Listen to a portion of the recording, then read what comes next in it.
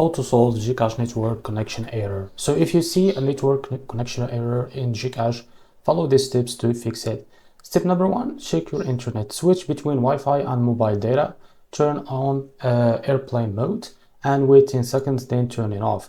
Step number 2, restart your phone. Turn off your phone, wait 10 seconds, turn it on again. Step number 3, update the GCash app. So open Google Play Store or App Store, search for GCash, tap on updates if available. And step number 4, clear GCash cache. So open settings on your phone, go to apps, select the GCash, tap on storage and tap on clear cache. Step number 5, try again later. So sometimes GCash servers are down, so wait 10 to 15 minutes, then try again. Step number 6 and the last, contact the GCash support. So if the problem continues, contact GCash.